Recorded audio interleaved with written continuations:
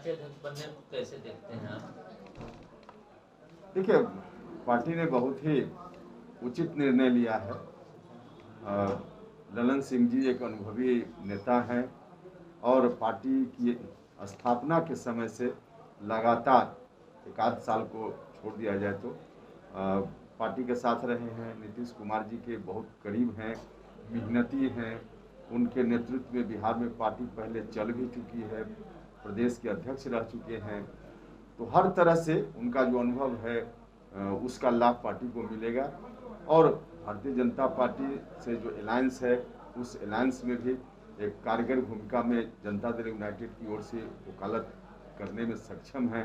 तो कुल मिला कर उनका सिलेक्शन पार्टी के लिए बहुत ही हितकर होगा। आगे आने वाले दिनों में यह साबित होगा। सबको लेकर साथ चल पाएंगे पार्टी में? नहीं, पार्टी इसमें सबको साथ लेकर चलना तो है ही और उसके आधार पे ललन सिंह जी में यह सलाहियत है कि सबको लेकर साथ लेकर चल सके। तो सभी को साथ लेकर निश्चित रूप से पार्टी चलेगी, ललन सिंह जी चलेंगे। सर, राष्ट्रीय स्तर पे तो ललन सिंह देखेंगे पार्टी को, लेकिन बिहार के स्तर पे उपेंद्र कुशवाहा के नाम की चर्चा सबसे तेज चल रही है। बिहार में का आप दौरा कर रहे, जगह जगह जा रहे हैं सर, क्या आने वाले समय में बिहार में उपेंद्र कुशवाहा की बड़ी भूमिका होने वाली है? देखिए, आज भी उपेंद्र कुशवाहा की जो भूमिका है बिहार में बड़ी भूमिका ही है और लोगों की भूमिका है। हम ऐसा नहीं कहते कि अकेले उपेंद्र कुशवाहा की भूमिका है। और यह सच है कि बिहार से बाहर पार्टी की स्थिति उतनी मजबूत नहीं है जितनी मजबूत स्थिति बिहार में है। तो पार्टी के लिए तो सबसे ज़्यादा फाउंडेशन बिहार में ही है। यही पार्टी जितनी मजबूती से आगे खड़ा हो पाएगी उतना ही फैलाव देश के अन्य राज्यों में पार्टी का होगा। तो उस दृष्टि से यहाँ ज़्यादा काम करने की ज़रूरत है और उसमें हम सब लोग हैं और भूमिका सबकी है, उसमें उपेंद्र कुशवाहा की भी भूमिका है। प्रदेश अध्यक्ष को लेकर भी काफी चर्चा हो रही है कि जो अभी वर्तमान में प्रदेश अध्यक्ष हैं उनकी जगह आने वाले समय में उपेंद्र कुशवाहा। नहीं, देखिए, उस तरह का नहीं है। बिल्कुल हम सब लोग एक दूसरे के सहयोगी हैं और आदरणीय नेता नीतीश कुमार जी के नेतृत्व में सभी लोग काम कर रहे हैं। और जैसा कि हमने बार बार कहा है कि संकल्प है हम सभी का कि जनता दल यूनाइटेड को बिहार में फिर से नंबर 1 की पार्टी बनाने का काम करना है। तो इस काम में एक कार्यकर्ता के रूप में, एक सिपाही के रूप में नीतीश कुमार जी के नेतृत्व में उपेंद्र कुशवाहा काम कर रहा है, मजबूती से करते रहेंगे। बाकी क्या कुछ होता है पार्टी में फेरबदल, उस पर मेरा ध्यान न पहले था, न आज है, न आगे रहेगा। एक ही लक्ष्य हमारा है। अर्जुन की तरह जिस तरह से मछली की आंख पर उसकी नज़र होती थी, उसी तरह से उपेंद्र कुशवाहा की नज़र एक ही जगह है और वह है पार्टी को नंबर 1 बनाने का काम। राष्ट्रीय अध्यक्ष के रेस में आपका भी नाम था, ऐसी बातें सामने आ रही हैं? नहीं, रेस उसमें कहीं नहीं था। यहाँ कोई इलेक्शन में वोट मांगने की बात थोड़ी थी कि कौन किसके साथ, जनता किसके साथ या कार्यकर्ता, उसका कोई मामला ही नहीं था। मीडिया में जो कुछ खबर चल रही थी उसके चलते इस तरह का वातावरण बन गया था, वरना कोई रेस की बात नहीं थी। वहाँ पार्टी में सब लोगों के परामर्श से आदरणीय नीतीश कुमार जी को निर्णय लेना था। नीतीश कुमार जी ने निर्णय लिया। ऑपोजिशन ये कह रहा है कि मजबूरी में लिया गया फैसला, नहीं तो पार्टी में टूट तय थी। अगर वो ललन सिंह जगह किसी और को बनाते तो पार्टी में टूट तय थी। भैया, कहने वाले तो यह भी कहेंगे कि उपेंद्र कुशवाहा नाराज है, उपेंद्र कुशवाहा भी कुछ कर सकते हैं। बिल्कुल वाहियात बातें हैं। पार्टी में जिनको जो जगह मिली पार्टी के पद पर काम करने के लिए मिली है, जिनको नहीं भी मिली सब लोग पार्टी में हैं। तो ललन सिंह जी को पहले राष्ट्रीय अध्यक्ष ललन सिंह जी तो नहीं थे, अभी 6 महीना पहले जो राष्ट्रीय अध्यक्ष का चुनाव हुआ था तो कहाँ ललन सिंह जी उसके लिए परेशान थे। इसलिए ऐसा विपक्ष का कहना बिल्कुल वाहियात बात है। एक और मैटर है जो सबसे तेजी से उठाया, कास्ट सेंसस पे भी कल बात हुई आप लोग की मीटिंग में। हाँ, निश्चित रूप से। देखिए, कास्ट सेंसस कोई आज की बात नहीं है, बहुत पुराना डिमांड है और कोई पॉलिटिकल पार्टी नहीं, हम लोगों का मामला नहीं। सुप्रीम कोर्ट, अलग अलग राज्यों से हाई कोर्ट, सबने कई बार कहा है सरकार से कि आप बनाते हैं योजना अलग अलग सोसाइटी के सेक्टर के लिए, उत्थान के लिए, तो उनकी आबादी कितनी है इसकी जानकारी तो है ही नहीं आपके पास। लगभग 100 साल पहले गणना हुई थी 1931 में और उसके बाद कोई गणना नहीं हुई। तो तमाम जाति के लोगों की संख्या कितनी है यह जानना बहुत ही आवश्यक है। और यह बात पार्लियामेंट ने भी कई बार स्वीकार किया है और बिहार विधानमंडल ने तो यहाँ से प्रस्ताव पारित करके कई बार भेजा है। और 2018 में जब हम मंत्री थे, मेरे सामने की बात है, राजनाथ सिंह जी पार्लियामेंट के अंदर, लोकसभा के अंदर स्पष्ट रूप से उन्होंने कहा था कि जो अब जनगणना 2021 में होगी, उस गणना के साथ साथ जातीय जनगणना भी होगी। उन्होंने साफ साफ मंत्री के रूप में पार्लियामेंट में कहा है। अब उसके बावजूद इसमें कंफ्यूजन अगर कहीं से है तो मुझको लगता है कि यह ठीक नहीं तो है। इसकी शुरुआत सर बिहार से क्यों नहीं करते हैं? जो कर्नाटक मॉडल के बारे में चर्चा होती है, तो बिहार सरकार अपने संसाधन से क्यों देखिए, बिहार सरकार या कोई राज्य की सरकार अपने हिसाब से एक राज्य में कर ले, उसका बहुत फायदा नहीं होना है। देश के स्तर पे भारत सरकार भी योजना बनाती है। भारत सरकार की नौकरियों में भी आरक्षण की व्यवस्था लागू है। कई जात ऐसी है जो बिहार में आपको पिछड़ी जात में है और उत्तर प्रदेश में जाइएगा तो पिछड़ी जात में नहीं है। तो पूरे देश की गणना की जरूरत है। कोई एक स्टेट गणना कर भी ले तो उसका बहुत लाभ नहीं होने वाला है। दो प्रस्ताव पास हुए थे, जातीय जनगणना और जो जनसंख्या को या किसी को मैसेज देने की कोशिश नहीं है। पुरानी सोच है हमारी पार्टी की और नीतीश कुमार जी, और वह सोच अपनी जगह पूर्णतः दुरुस्त है। जनसंख्या वृद्धि पर रोक आवश्यक है, इससे कोई इनकार नहीं कर रहा है। जिस तरह से जनसंख्या बढ़ रही है उसको रोकना जरूरी है, लेकिन जबरदस्ती करके आप रोकना चाहिएगा तो यह काम नहीं संभव है।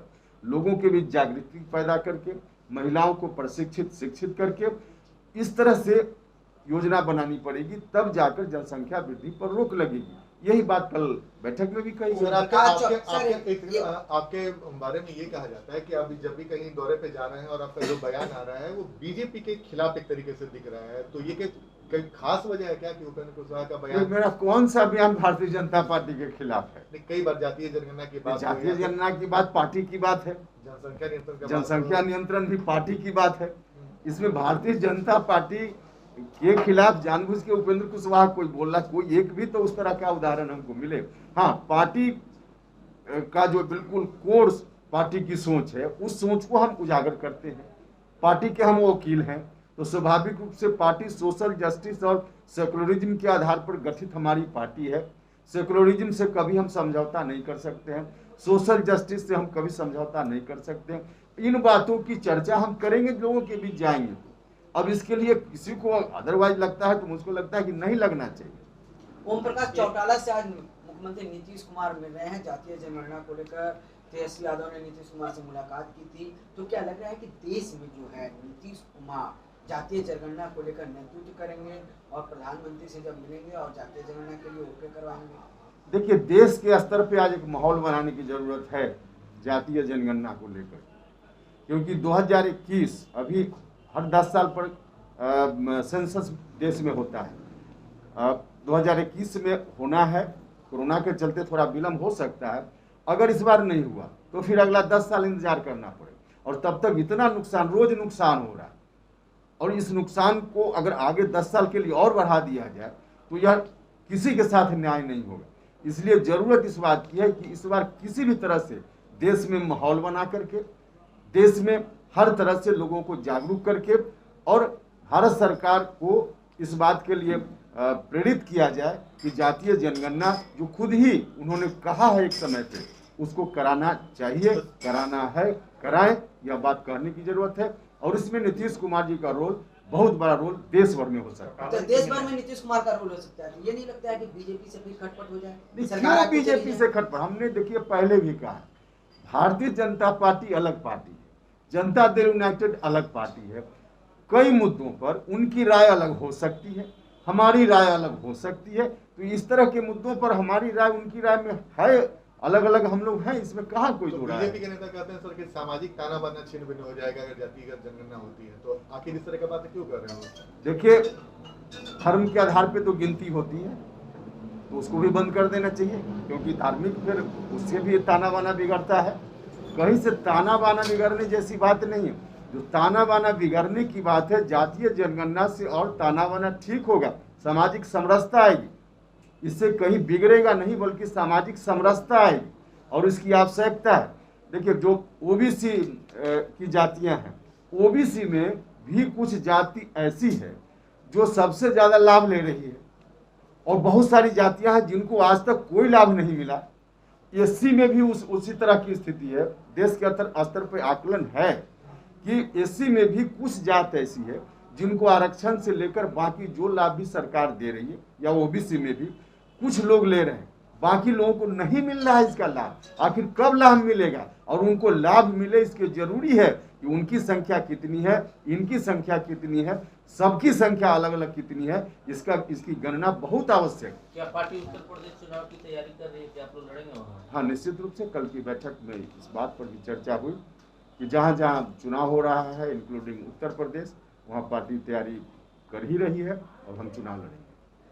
नीतीश कुमार ने कहा था पार्टी की बैठक में कि उपेंद्र कुशवाहा जी की जो इच्छा है उसकी पूर्ति होगी। क्या इस बैठक में कुछ नहीं ना, पार्टी की इच्छा है वही उपेंद्र कुशवाहा की इच्छा है। हमने कहा कि नंबर 1 पार्टी बिहार में बनाना है जेडीयू को, तो यही इच्छा हमारी है और पार्टी की इच्छा है, उसमें कोई अलग से अर्थ लगाने की जरूरत नहीं। अच्छा, निकल रहे हैं यात्रा पर, कहाँ जाए क्या? देखिए, हमारी यात्रा जो पूरे बिहार के लिए निर्धारित है, हमने 2 चरण की यात्रा समाप्त कर ली है और तीसरे चरण की यात्रा में हम निकल रहे हैं। अभी यहाँ से जाएंगे नौगछिया, और आज नौगछिया रात्रि विश्राम होगा, कल भागलपुर, उसके दूसरे दिन बांका, उसके तीसरे दिन जमुई, फिर शेखपुरा, नवादा करते हुए 7 को हम यहाँ लौटेंगे।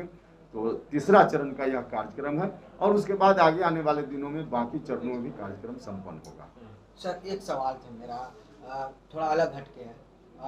हर नागरिक को किसी भी धर्म को अपनाने का अधिकार है, अपनी मर्जी से वो शादी भी कर सकता है, लेकिन जो धर्म के ठेकेदार हैं वो कहीं ना कहीं बाहुबल माने जो अधिक धर्म है और दूसरे धर्म में कन्वर्ट हो रहे हैं, तो कहीं ना कहीं देश जो है वो कमजोर होता दिख रहा है।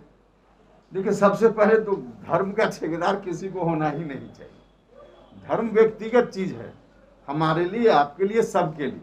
हमारी आपकी सबकी स्वतंत्रता है और हिंदुस्तान का संविधान इस स्वतंत्रता की रक्षा करता है, जिसको जो धर्म मानना। अब कुछ लोग यह मानते हैं कि हम ही धर्म चलाते हैं। धर्म चलाने की बात नहीं है, धर्म तो अंदर की आस्था की चीज है।